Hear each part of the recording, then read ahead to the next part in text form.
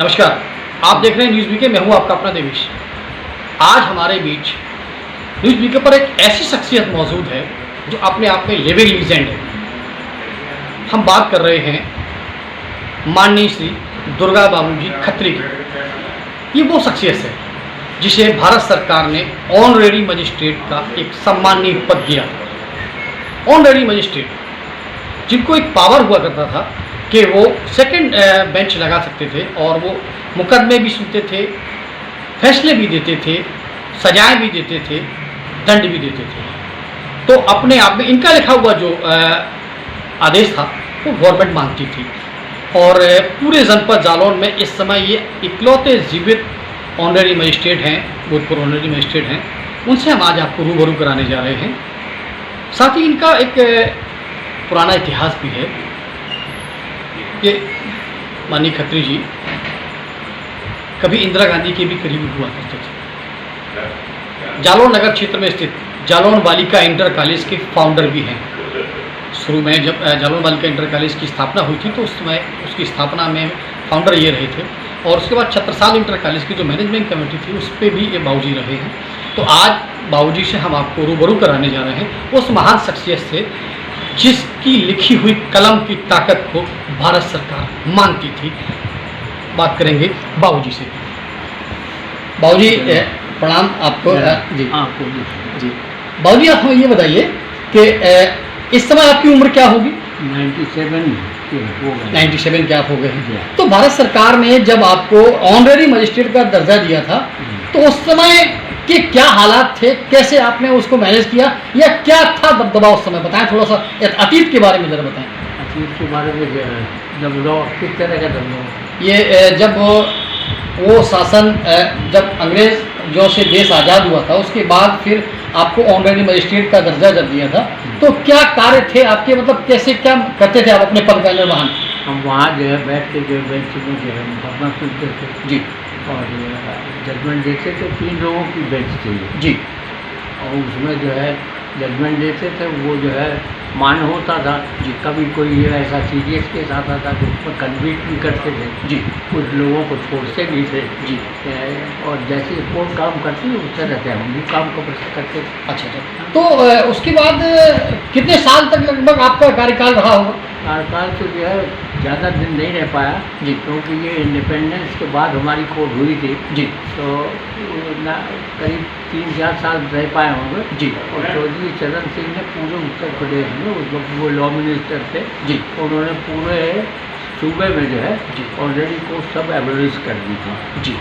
वो जो है हम भी हटा दिए गए। अच्छा, उस समय आपको पावर क्या थे? कितनी तक आप सजा दे सकते थे? कितना अर्थदंड आप लगा सकते थे? उस वक्त जो है हम 6 महीने तक सेकेंड क्लास में जी 6 महीने तक का जो है हम इम्प्रिजनमेंट कर सकते थे जी एक सेक्शन में जी और फाइन जो है लगभग 1000 रुपये जी जी।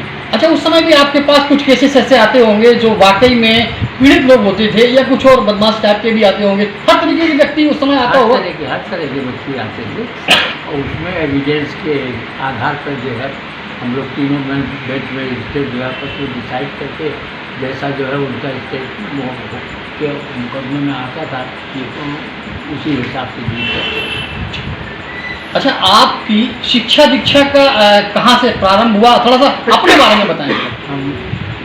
हमारे पिता जो है जालौन के ही रहने वाले जी, लेकिन जो है रोजगार के सिलसिले में वो अंग्रेज़ों का जो है पीरियड था जी और उस वक्त जो है अंग्रेज़ों की राजधानी जो है कलकत्ते थी जी तो व्यापार के सिलसिले में वहाँ जाके अपना इस्टेब्लिशमेंट किया तो कलकत्ते में हमारी एजुकेशन हुई जी और 1942 में जो है हमने वहाँ हाई स्कूल कर दिया था जी। मैट्रिकुलेशन किया था जी। कलकत्ता यूनिवर्सिटी जी जी जी जी।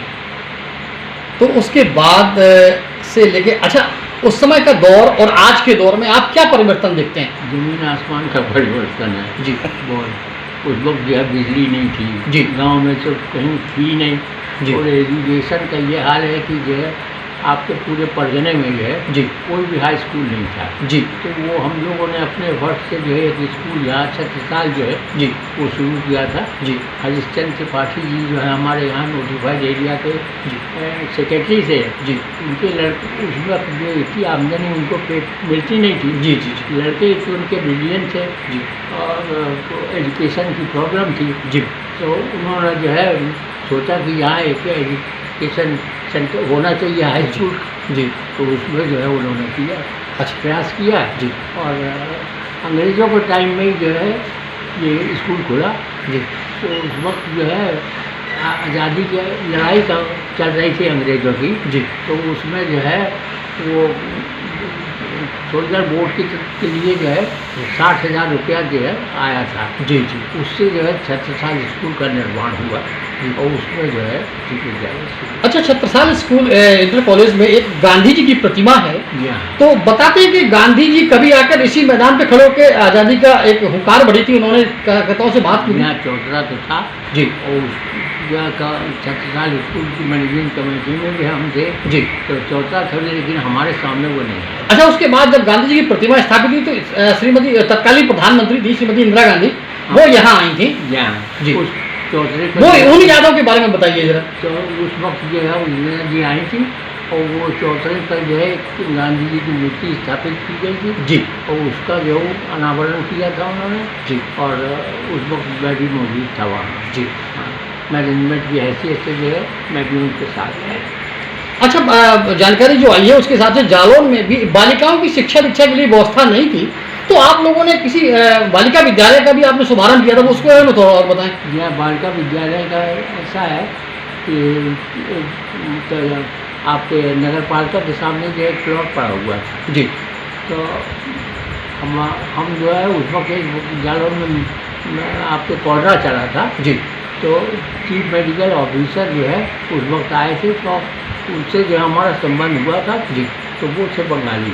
जी उनसे जो संपर्क में बातचीत हुई तो उन्होंने कहा कि दुर्गा जी की स्थापना होना चाहिए, यहाँ दुर्गा पूजा होना चाहिए। जी तो वो एक जगह पड़ी हुई थी, सिंगल जी थे उस वक्त चेयरमैन। जी तो उनसे कह के जो स्थान पर जो है पूजन किया जाए। जी तो उन्हीं ने प्रेरणा दी कि जो है खती में यहाँ जो है लड़कियों का स्कूल होना चाहिए। जी तो उनकी प्रेरणा से जो है हम लोगों ने प्रयास किया और वो बालिका इंटर कॉलेज प्रारंभ हो गया।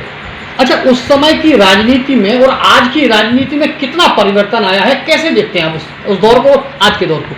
राजनीति में बहुत बड़ा परिवर्तन आया है। जी उस वक्त जो है राजनीति में जो है लोग सच्चाई का ज़्यादा ध्यान देते जी सत्य पर जो है ज़्यादा ध्यान देते थे। जी अब जो है तो वो चीज़ दिखाई नहीं देती। जी तो कहीं ना कहीं नैतिक मूल्यों से भटकती राजनीति इस समय हो रही है। नैतिक मूल्यों से बहुत ज़्यादा जो है हरास हुआ है। जी और अच्छा, एक दौर ये भी था कि कभी इस नगर में हिंदू मुस्लिम एकता अपने आप में एक मिसाइल कायम होती थी, तो तब से आज के दौर में आप कितना परिवर्तन देखते हैं इसमें? बहुत ज़मीन आसमान का परिवर्तन, लेकिन थोड़ा बहुत जो है मिसअंडरस्टैंडिंग की वजह से जो है एक आध घटना जो है वो रही में हुई थी। जी लेकिन जो है हमारे और दूसरे जो है जनपद में कहीं भी इस तरह की घटना नहीं हुई। जी आपसी मेल भाईचारा जो है बहुत था पहले। जी लेकिन अब वो बात नहीं दिखाई देती है। समाज में जो है बंटवारे की राजनीति ज़्यादा चल रही है, चाहे वो हिंदुओं की तरफ से हो या मुसलमानों की तरफ से। अब वो बात दिखाई नहीं देती है। ये थे हमारे साथ माननीय दुर्गा बाबू खत्री जी, ऑनरेरी मजिस्ट्रेट, भूतपूर्व ऑनरेरी मजिस्ट्रेट। इनका कहना ये था कि समाज में अब वो बात नहीं दिखाई देती, पहले एकता थी, आपस में मेलजोल था, भाईचारा था, लेकिन आज की राजनीति के बारे में जब हमने उनसे चर्चा की तो उनका कहना ये भी था कि राजनीति अपने मूल सिद्धांत से भटक चुकी है, यानी कि जो पहले सिद्धांत हुआ करते थे, मूलभूत जो बातें हुआ करती थी या ज़मीनी जो हकीकत थी वो उससे कहीं ना कहीं आज मामला भी रखते। अच्छा, और वर्तमान दौर को उनके सापेक्ष दौर पे भी हमने जब उनसे चर्चा की तो उनका भी कहना यही था कि पहले के और दौर में और आज के दौर में ज़मीन आसमान